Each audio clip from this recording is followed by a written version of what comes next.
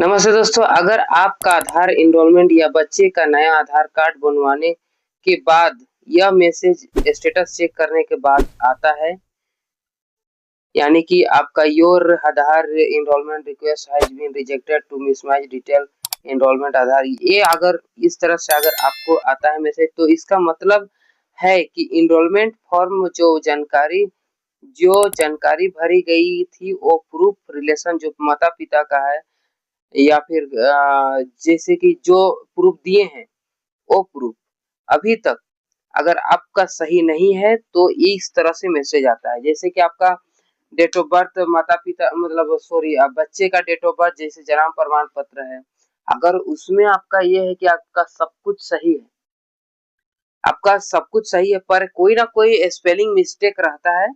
जैसे कि मैं आपको बता देता हूँ कि क्या-क्या मिस्टेक हो सकता है। यानी कि नाम अलग हो सकता है जैसे पेरेंट्स का मतलब माता का आधार में एड्रेस वगैरह स्पेलिंग मिस्टेक है या फिर नाम अगर डेट ऑफ मतलब जन्म प्रमाण पत्र से पेरेंट्स का मतलब गार्जियन का माता-पिता का अगर नहीं मैच कर रहा है, अगर डिटेल मैच नहीं कर रहा है तो 100% रिजेक्ट करेगा ही करेगा। माता-पिता का नाम अलग लिखा गया होगा, स्पेलिंग में गलती हो सकता है, इसी वजह से यूआईडी आपको तरफ से जो आधार रिजेक्ट कर देता है। तो आपको दोबारा आधार इनरोलमेंट करवाने होगा।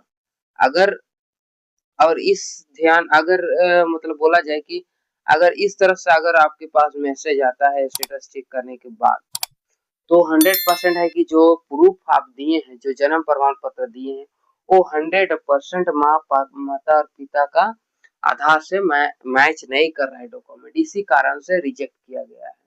तो एक बार मिला लीजिए और फिर दोबारा अगर मिस्टेक है जन्म प्रमाण पत्र तो उसको सुधरवाइए और जाके आप लोग वहाँ पर फिर से एनरोलमेंट करवाएं। कुछ इस तरह से मैसेज हम एक बच्ची आई हुई थी, तो उसका हम एनरोलमेंट चेक किए तो देखे कि इस तरह से चेक था। जब हम वहाँ पर आधार को चेक किए दोनों माँ-बाबा का, तो दोनों का मिस्टेक था। दोनों का में भी एक का स्पेलिंग मिस्टेक था माता का और एक पिताजी का टाइटल मिस्टेक था। दोनों का मिस्टेक था, इसी कारण से आधार तरफ से इसको रिजेक्ट कर दिया जाता है आवेदन को, ठीक है।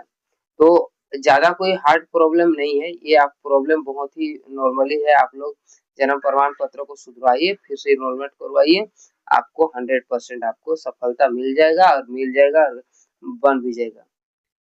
तो इस तरह से प्रॉब्लम को हम सॉल्व कर देते हैं, पर अपना जो झारखंड है उससे हम कर लेते हैं।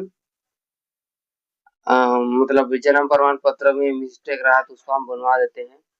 तो अगर इस तरह से मिस्टेक है तो आप लोग भी जाके उसको सुधरवाइए और फिर से एनरोलमेंट करवाइए, आपका 100% बन जाएगा।